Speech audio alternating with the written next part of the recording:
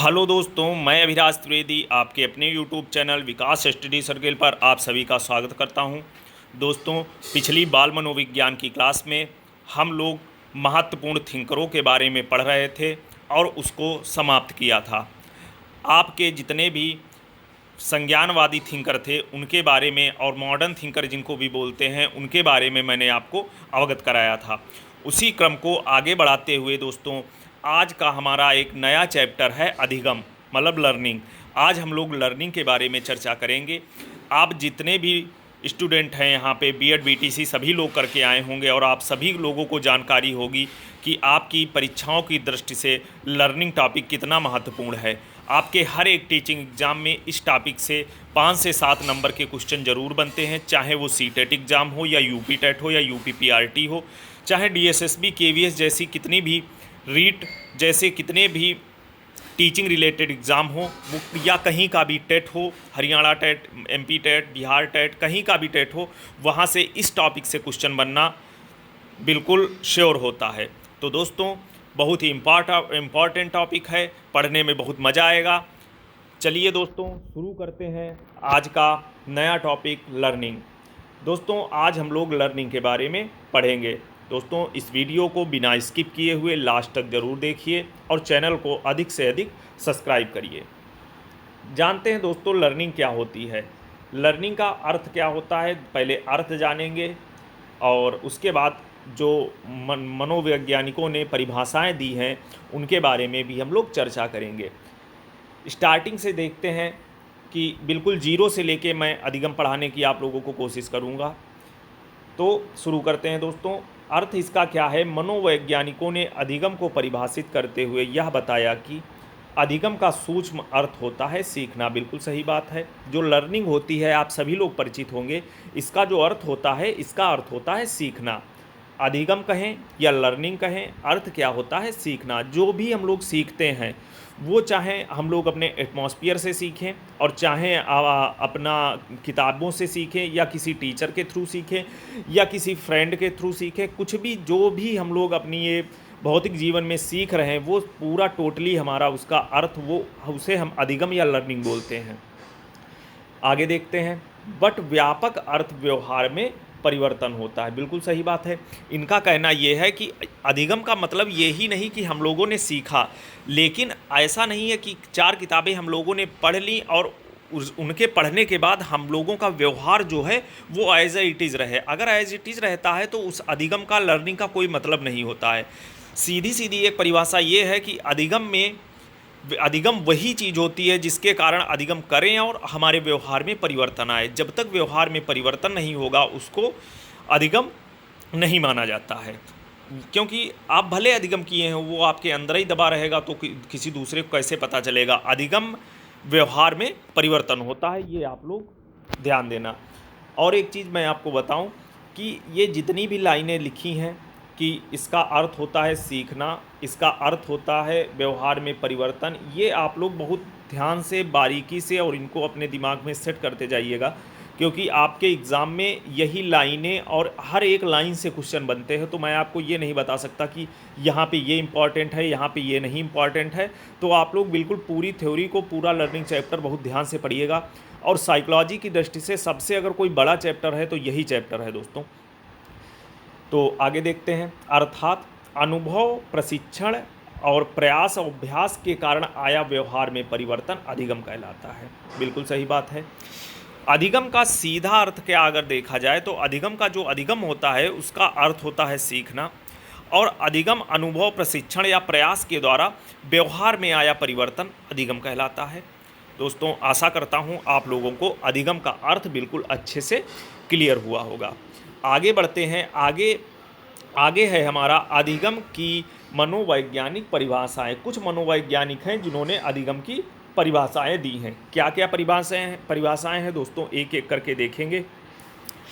एक बात और, ये परिभाषाएं दोस्तों आप लोग जितनी भी मैंने 5 से 6 परिभाषाएं लिखी हैं, आप लोग बिल्कुल इनका रट्टा मार लेना, क्योंकि आप लोगों को पता है कि यूपी टेट अगर कोई परीक्षा में क्वेश्चन बनाता है तो परिभाषाओं से अगर लर्निंग चैप्टर में क्वेश्चन बना रहे हैं तो वो परिभाषा एक आधी जरूर पूछते हैं, तो आप लोग इन परिभाषाओं को भी देखते चलिए कि किस मनोवैज्ञानिक ने क्या कहा है। और अगर लर्निंग टॉपिक से रिलेटेड जितनी भी परिभाषाएं हैं उतना तो आप बिल्कुल श्योर ही देख के चलिए। चलिए एक एक करके देखते हैं। अधिगम का अर्थ क्या होता है? अनुभव प्रशिक्षण के कारण आया व्यवहार में परिवर्तन अधिगम होता है। अनुभव प्रशिक्षण और अभ्यास के कारण आया व्यवहार में परिवर्तन अधिगम होता है। अब देखते हैं गेट्स महोदय। गेट्स महोदय ने पहली परिभाषा क्या दी है, पहली कह लें या मतलब गेट्स महोदय ने इसकी डिफिनीशन क्या बताई है अधिगम की, देखते हैं।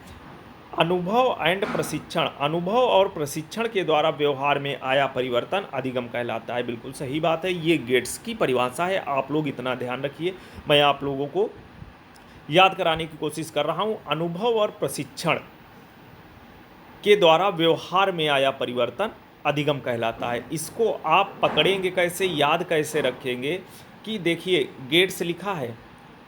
अगर आप कभी गेट बनवाते हैं तो गेट किससे बनवाते हैं? मिस्त्री से बनवाते हैं। और आपको बिल्कुल अच्छा डिज़ाइन वाला गेट बनवाना हो तो किस मिस्त्री से बनवाएंगे?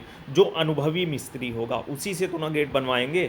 तो अनुभवी मिस्त्री से गेट बनवाएंगे तो वहाँ से आप याद रखिए कि जो गेट्स की परिभाषा है उसके अंदर अनुभव और प्रशिक्षण के द्वारा व्यवहार में आया परिवर्तन अधिगम कहलाता है। बस यहीं से आप लोग याद रखना। गेट्स को देखेंगे, गेट्स से गेट हुआ, गेट किससे बनवाएंगे? गेट अनुभवी मिस्त्री से बनवाएंगे, तो वहीं से इनकी डिफिनीशन क्या निकली? अनुभव और प्रशिक्षण के द्वारा व्यवहार में आया परिवर्तन अधिगम कहलाता है। आगे देखते हैं। आगे जो गिलफोर्ड महोदय जी ने एक डिफिनीशन दी है उनको देख लेते हैं। व्यवहार के कारण व्यवहार में आया परिवर्तन अधिगम कहलाता है। जो व्यवहार है, व्यवहार के कारण व्यवहार में आया परिवर्तन अधिगम कहलाता है, ये गिलफोर्ड जी ने बोला है। आगे देखते हैं। आगे जो डिफिनीशन है वुडवर्थ की डिफिनीशन क्या है? नवीन ज्ञान, नवीन प्रक्रियाओं को प्राप्त करना अधिगम कहलाता है। ये गिलफोर्ड ने बोला है, नवीन ज्ञान एवं नवीन प्रतिक्रियाओं को प्राप्त करना अधिगम कहलाता है। ये वुडवर्थ की है। और एक वुडवर्थ की डिफिनीशन है, अधिगम विकास की एक प्रक्रिया है। ये लाइन एनसीएम में भी इनकी लिखी है, बहुत पूछी जाती है, दोस्तों याद रखना। आगे देखते हैं। किम्बले, ये आप एक चीज़ ये देखिए, एक दो तीन चार डिफिनीशन आप लोग बहुत अच्छे से याद रखिए। ये आपकी परीक्षाओं की दृष्टि से बहुत इंपॉर्टेंट हैं, आप इन पे डबल टिक कर लीजिएगा। आगे देखते हैं किम्बले की, बहुत इंपॉर्टेंट नहीं है लेकिन देख लेते हैं। टॉपिक में है हमारे, अभ्यास के कारण व्यवहार में आया स्थायी परिवर्तन अधिगम कहलाता है। अभ्यास के कारण व्यवहार में आया स्थायी परिवर्तन अधिगम कहलाता है। ये किम्बले साहब ने बोला है, ये डिफिनीशन किम्बले साहब की है। आगे अगली डिफिनीशन को देखते हैं। पूर्व अनुभव और अभ्यास के कारण व्यवहार में आया स्थायी परिवर्तन अधिगम कहलाता है। आप लोग देख रहे हैं ना, इन डिफिनीशन में बिल्कुल बहुत छोटी छोटी, ऐसा नहीं है कि सब ने एक ही बोला है, बस कुछ वर्डों को इधर से उधर किया है। तो आप लोग इसको बिल्कुल अपने दिमाग में सेट रखना। इन्होंने क्या बोला है, किम्बले साहब ने, अभ्यास के कारण व्यवहार में आया स्थायी परिवर्तन अधिगम कहलाता है। इन्होंने क्या बोला, पूर्व अनुभव, अभ्यास तो इन्होंने ऐड किया ही किया, लेकिन अभ्यास के साथ साथ इन्होंने क्या कह दिया, पूर्व अनुभव और अभ्यास के कारण आया व्यवहार में स्थायी परिवर्तन अधिगम कहलाता है। ये मार्गन और किंग की है। यानी कि जो किम्बले की, जो मार्गन और किंग की डिफिनीशन है, उसी में से किम्बले ने अपनी डिफिनीशन निकाल दी। यानी कि मार्गन और किंग ने क्या बोला, पूर्व अनुभव और अभ्यास के कारण व्यवहार में आया स्थायी परिवर्तन अधिगम कहलाता है। तो और किम्बले साहब ने क्या किया, यहाँ पे पूर्व अनुभव को हटा दिया, अभ्यास के कारण आया व्यवहार में स्थायी परिवर्तन अधिगम कहलाता है। अगर आप लोग देख के समझ के पढ़ेंगे तो हमें नहीं लगता कि कोई भी डिफिनीशन कठिन होगी। आगे देखते हैं। क्रो एंड क्रो इम्पॉर्टेंट है आपकी परीक्षाओं की दृष्टि से, एक दो बार ये पूछी भी जा चुकी है। अभिवृत्ति, ज्ञान, आदत का अर्जन करना ही अधिगम है। क्रो एंड क्रो की ये डिफिनीशन है, अभिवृत्ति, ज्ञान और आदत का अर्जन करना अधिगम है।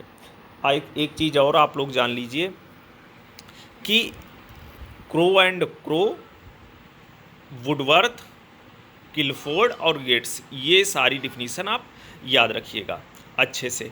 अब आगे बढ़ते हैं। आगे क्या लिखा है, आगे इन परिभाषाओं के आधार पर यह सिद्ध होता है कि अनुभव, प्रशिक्षण एवं अभ्यास के कारण व्यवहार में आया परिवर्तन अधिगम कहलाता है। ये डिफिनीशन लिखी है कि हाँ ठीक भी बात है कि अनुभव, प्रशिक्षण और अभ्यास के कारण आया व्यवहार में परिवर्तन, यहाँ पे परिवर्तन ही अधिगम कहलाता है। यहाँ पे स्थायी कर लीजिए, आया स्थायी परिवर्तन अधिगम कहलाता है। आगे क्या है, अच्छा ये अधिगम होता किस तरीके से नहीं है, क्या क्या होगा तो अधिगम नहीं होगा, आप लोग या ये वाला बिल्कुल यहाँ से यहाँ तक याद रखना, क्योंकि जो सीटेड पेपर बनाता है तो सीटेड पेपर में ऐसे एग्जाम्पल लेता है कि जो अधिगम का अस्थायी परिवर्तन हो कैसे जाता है, वहाँ पे 4-5 ऑप्शन दे देंगे कि अभ्यास के द्वारा, उसके बाद लिख देंगे थकान के कारण, मानसिक अपरिपक्वता के कारण, या लिख देंगे मानसिक बीमारी के कारण, या कह देंगे मदिरापान के सेवन के कारण। तो आपको ये याद रखना है कि अधिगम किससे प्रभावित होता है, कौन कौन से ऐसे तत्व हैं जिनसे अधिगम आप लोगों का स्थायी नहीं रहता, वो अस्थायी हो जाता है। तो देखेंगे क्या लिखा है, मानसिक बीमारी के कारण, थकान के कारण, मानसिक अपरिपक्वता के कारण, संवेगिक अस्थिरता के कारण, मदिरापान के सेवन के कारण व्यवहार में आया परिवर्तन स्थायी होता है। व्यवहार में आया परिवर्तन स्थायी होता है। तो दोस्तों आशा करता हूँ आप लोगों को ये चीज़ समझ आई होगी।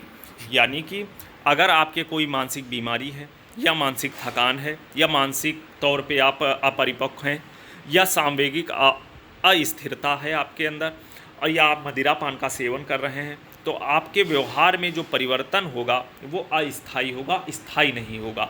और जो अधिगम लर्निंग हमारा होता है, लर्निंग मैंने अभी आपको पहले बताया कि अभ्यास, व्यवहार और प्रशिक्षण के कारण व्यवहार में आया स्थायी परिवर्तन अधिगम कहलाता है। तो दोस्तों आशा करता हूँ इतनी चीज़ें आप लोगों को यहाँ तक बिल्कुल अच्छे से क्लियर हुई होंगी कि अधिगम का अर्थ क्या होता है, अधिगम की परिभाषाएं क्या क्या हैं, और अधिगम किससे अस्थायी हो जाता है, किन चीज़ों के द्वारा अधिगम अस्थायी हो जाता है। ये चीज़ें आपको बहुत अच्छे से क्लियर हुई होंगी। आगे बढ़ते हैं, अधिगम की कुछ विशेषताएं हैं, इनको देख लेते हैं। आपकी परीक्षाओं की दृष्टि से ये भी बहुत इम्पॉर्टेंट है, क्योंकि विशेषताएं इसलिए इम्पॉर्टेंट हैं क्योंकि यहाँ से ऑप्शन बना देते हैं ये लोग, परीक्षा वाले एग्जामिनर जो होता है यहीं से ऑप्शन बना देता है। तो एक एक करके हम लोग देखेंगे अधिगम की विशेषताएं। अधिगम की विशेषताएं देखेंगे। अनेक मनोवैज्ञानिकों ने अधिगम की परिभाषा के आधार पर अनेक विशेषताएं बताईं। कौन कौन सी हैं वो एक एक करके देखेंगे। अधिगम निरंतर चलने वाली प्रक्रिया है, बिल्कुल सही बात है। जो अधिगम होता है वो निरंतर चलता रहता है। अधिगम चाहे आप छोटे हों, छोटे से आप बड़े हो रहे हों, तो अधिगम ऐसा नहीं है कि कभी रुक जाएगा। अधिगम ऐसी प्रक्रिया है जो निरंतर चलती रहती है। आप सीखते ही रहते हैं, चाहे वो आप किताबों से सीखें, चाहे आप अपने वातावरण से सीखें। तो अधिगम के लिए ऐसा भी नहीं कि मैंने एक पर्टिकुलर एज 30 साल तक सीखा, उसके बाद मेरा सीखना बंद हो गया।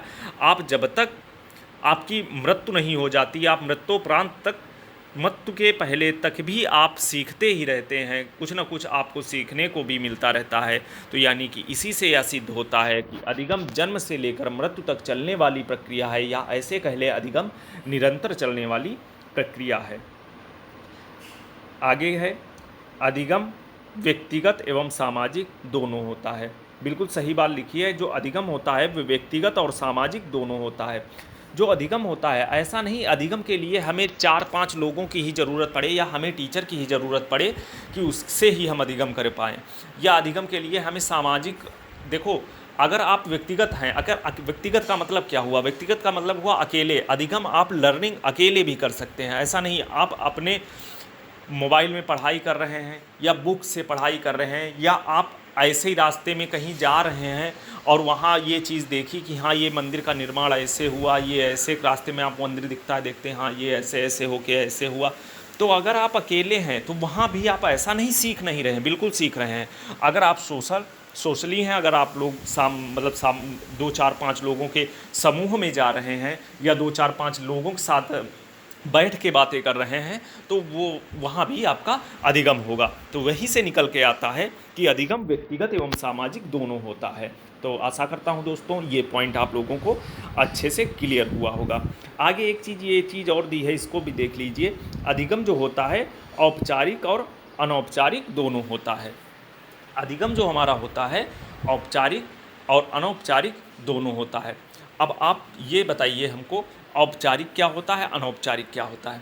औपचारिक का मतलब वो होता है दोस्तों कि जहाँ पे हम किसी क्लास में जाकर पर्टिकुलर पढ़ाई करते हैं, ये हमारा औपचारिक प्रक्रिया है। और अनौपचारिक क्या होता है कि जैसे हम लोग आजकल सोशल नेटवर्क के क्षेत्र पर बढ़िया काम हो रहा है तो लोग कहीं कोर्स खरीद लेते हैं या कुछ भी कर लेते हैं, तो जो मोबाइल या लैपटॉप से वाली पढ़ाई आपकी होती है वो अनौपचारिक प्रक्रिया है।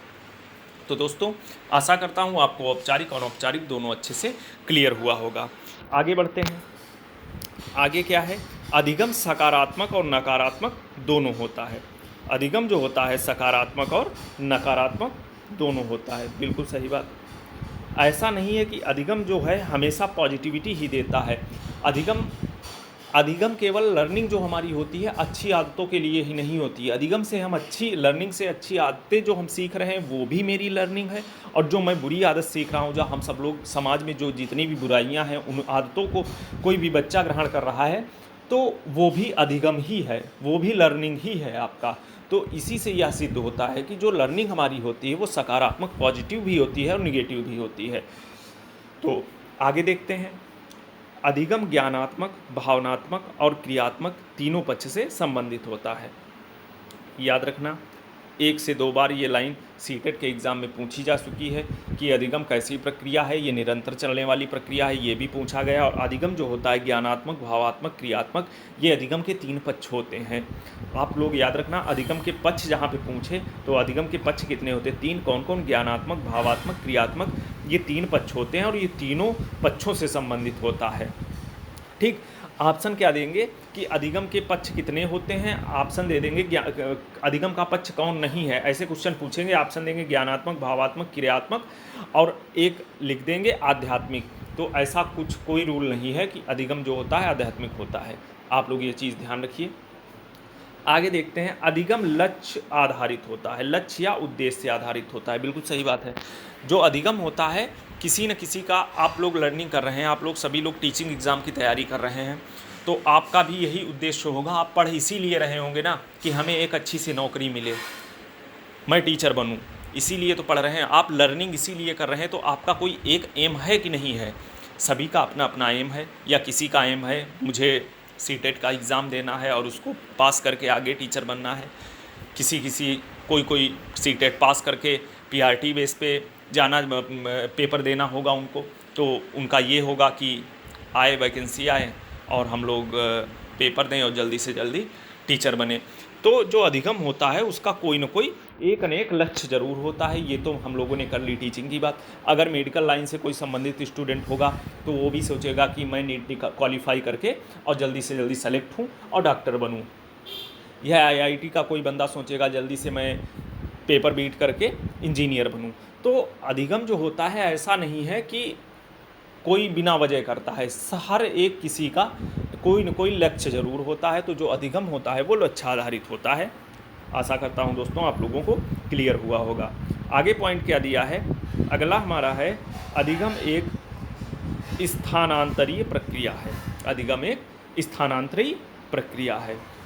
आगे अगला पॉइंट है हमारा, अधिगम केवल परिणाम नहीं बल्कि स्वयं में एक प्रक्रिया है।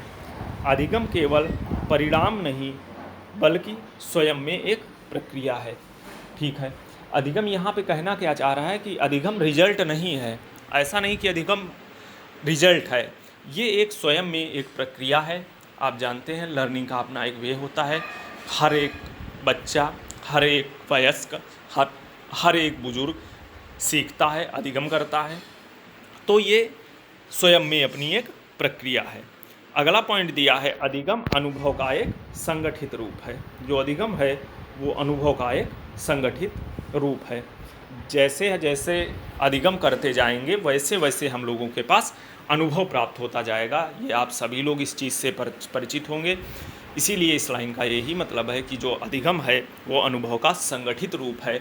जितना हम लोग सीखते जाएंगे, अभी एक 10 साल का बच्चा है मान लो और एक उसके दादाजी हैं, तो आप लोगों को सबको पता होगा कि जो बच्चे के पास अनुभव होगा और जो दादाजी के पास अनुभव होगा वो दोनों में धरती आसमान का अंतर होगा। लड़का चाहे जितना इंग्लिश मीडियम से क्यों ना पढ़ा हो, चाहे जितनी अच्छी पढ़ाई क्यों ना हुई होगी, लेकिन वो दादाजी के जो उसके बाबा जी होंगे उसके अनुभव के आगे वो बेकार होगा बिल्कुल।